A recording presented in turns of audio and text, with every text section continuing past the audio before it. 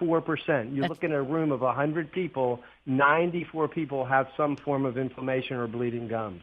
That's amazing. And approximately 91 to 94% of U.S. adults have some form of tooth decay that have been filled or not filled yet. Well, that's an amazing statement. It is. It is. And so has this gotten more prevalent in these past years? Well, yes, past decades. And the reason it has gotten so prevalent today is because of the foods we eat. We eat the foods that feed bad bacteria. They basically are over-processed grains, processed sugars, sodas, and all the processed foods that have chemicals that affect the gut bacterial balance. And once the gut bacterial balance is out of line, then it affects the mouth bacteria. And then all these bad foods feed the bad bacteria in the mouth and create a variety of gum diseases and tooth decay. Well, and this is where we are today. Yeah. I never thought about it as far as periodontal disease, the connection with, like gut. Everybody talks about the gut microbiome now, gut health, keeping your gut healthy. But I didn't really think of it in terms of your dental health as well. But your dental health is really indicative of your overall health in so many ways, is it not? It is. But sometimes, actually, the problem initiates in the gut. It affects the bacteria in the gut and the host resistance, our immune system, and then the bacteria in the mouth, which are basically in a state of balance when everything is healthy, get out of balance, and these bad foods start to make these other bacteria become pathologic, and then disease starts. Well, you know what I'm thinking of here? I'm thinking of when my babies were first born, and you hear and you read about thrush, that is the beginning of like kind of a bad bacteria or a bacteria imbalance, even in a young, fresh human being, right? Is that?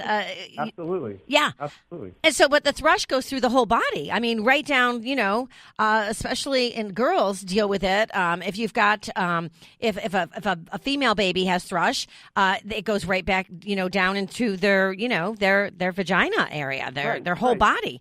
You're talking about yeast infections, and yeast infections are a factor of bacteria getting out of balance. Everybody has yeast now, but bacteria that gets out of balance and yeast can overgrow. And sugars feed yeast very quickly, and a lot of diets are very high in sugary foods and refined and processed carbohydrates like processed grains, and these are very disruptive.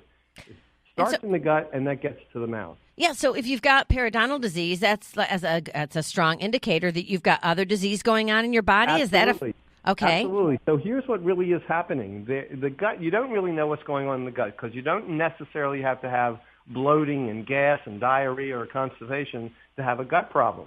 So most people can have a gut problem, but they don't know it.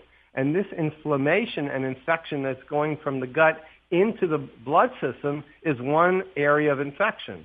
And when the mouth starts to become active in pathology, then you have a new source of infection in the mouth that can get into the blood system.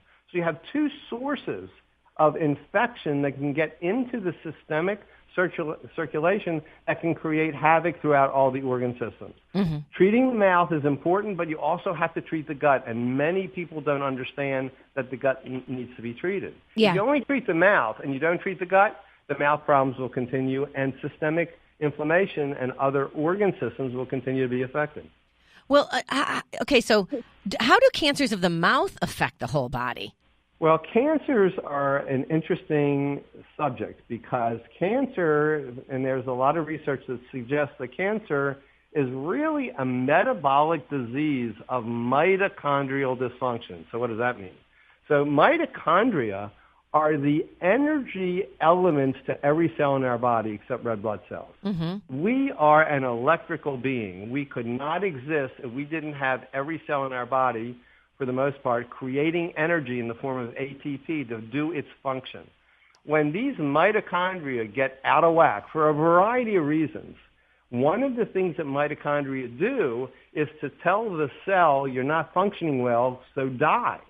So cancer cell, we have lots of cancer cells in our body Right. normally. Mm-hmm. And our cancer cells in our body are programmed to kill itself, to commit suicide, because the mitochondria recognizes the problem and it helps to kill the cell, and whatever nutrients in the cell that are good are reabsorbed by the body. When the mitochondria are dysfunctional in a certain way and it cannot tell a cell that's going crazy to kill itself, those cells start to regrow and become cancer. Mm-hmm. Well, Now, this cancer cell affects the immune system and the host resistance and chronic inflammation, and it creates your body's inability to fight other infections, so you can develop all kinds of super infections because of this cancer. That's right where I was going to. So what are some of the biggest violators to your mitochondria, if you will, and or addition to your gut microbiome? What are some of the biggest mistakes that people make?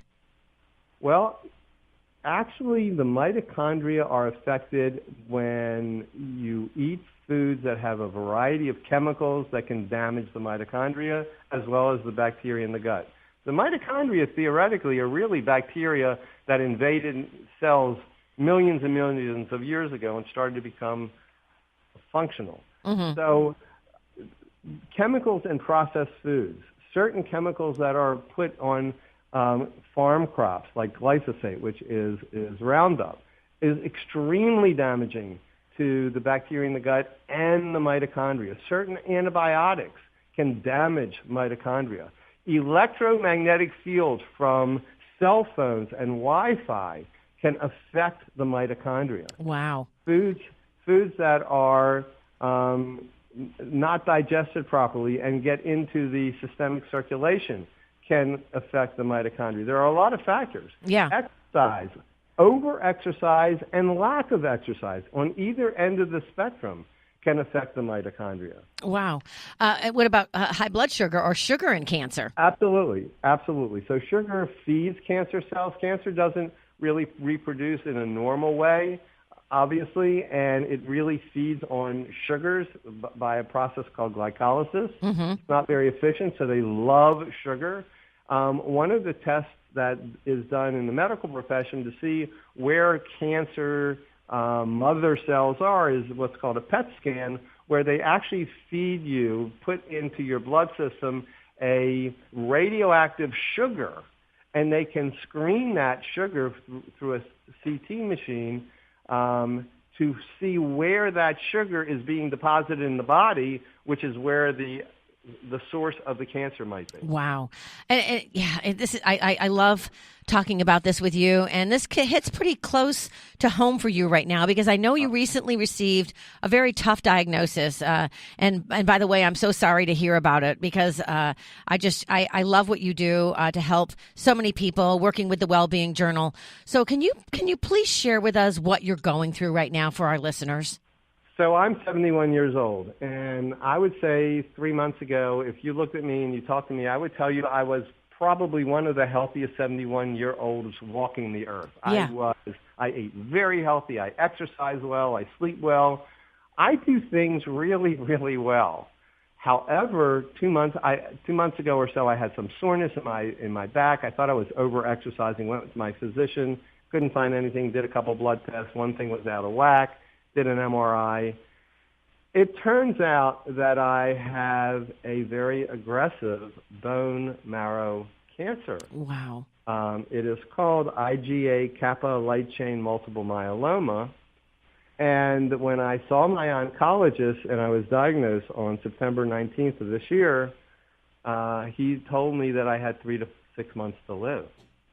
Now, oh my goodness, that's what would be if I did nothing. Now, of course, their therapy, this is a conventional oncologist, their therapy is basically chemotherapy and maybe stem cell therapy, but my disease is not curable. With all that intervention, it's not curable. I'm going to die from the complications of multiple myeloma. So if I did chemotherapy and a variety of other things, I can put my cancer in remission, but it will go out of whack and get aggressive again, maybe in a few months, and then I'd have to do more chemical therapy. And I'd still die of the complications of multiple myeloma. So I elected to do unconventional treatment. And basically, I am using a variety of supplements to support my immune system and build back my bone, because this multiple myeloma is literally dissolving my bone, so it fractures very easily.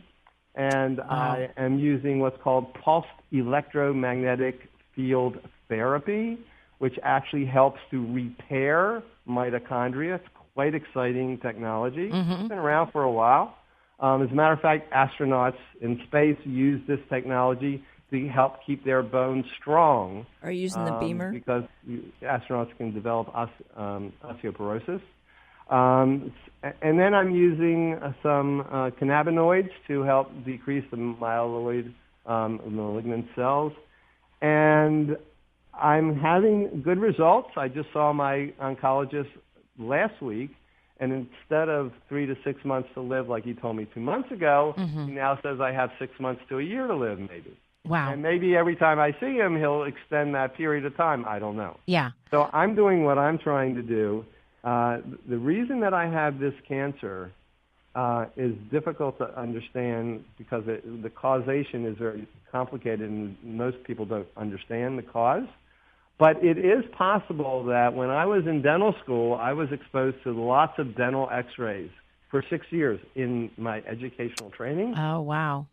And that dental x-ray, you don't see it or smell it or feel it. Right. And it was probably in the clinic environment all the time. And I don't know how well it was controlled, and I don't know how exposed I was.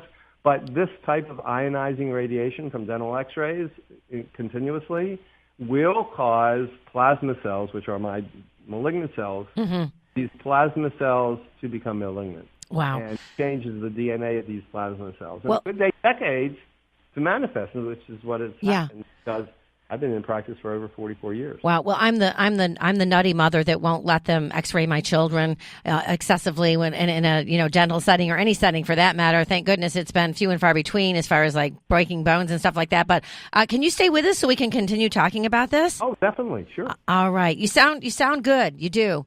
And I admire your courage, and we're here to help you fight, all of us. So staying. I mean it with all my heart, Dr. Al. Stay tuned, everyone. We're going to continue on with Dr. Alvin Dannenberg talking about alternative cancer treatments. Stay tuned.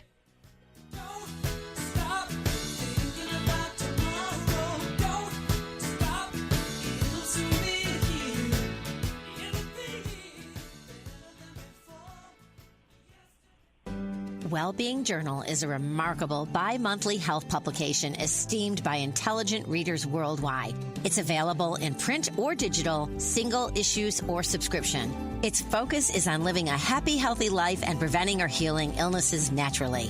Preventing or healing cancer, arthritis, cardiovascular conditions, and digestive issues, as well as nutritional solutions for optimal health, are regular subjects. Learn more at wellbeingjournal.com. Hi, this is Vaughn Eaglin. As a licensed professional counselor and supervisor, I spend my career helping people cope with emotional problems. But today, I want to talk to you about nutrition. People ask me all the time for nutrition and weight loss advice, and I always find myself recommending a raw vegan protein, a food supplement called Warrior Blend by Sun Warrior. I wasn't always active and fit. In fact, I was very overweight as a child, and as a counselor, I must emphasize the importance of the mind-body connection. A clean body helps with a clean mind. Start today with Sun Warrior Blend Raw Vegan Protein. For more information, go to sunwarrior.com and start living clean today. Hi, everyone. It's Bernadette. Everyone knows that I'm a strong believer in the numerous health benefits of cannabinoids and CBD oils. As with any supplement, I always do my research and my homework to find the highest quality product on the market. That's why I'm so happy to announce our partnership with the H Hemp Company, founded by a group of the most experienced and respected names in the CBD community. H Hemp offers a line of innovative products that are all natural and tested for quality. Choose from flavorful oils, restorative body balm, and minty breath spray, all at affordable prices. And for every H Hemp product sold, the company makes a donation towards the fight against opioid and anti-anxiety drug addiction, an epidemic affecting millions of families across the nation today. H Hemp products produce a sense of calm, fight post-workout inflammation, and the company gives back to our community. What more could we ask for? Search online for H Hemp Company and use the code OL.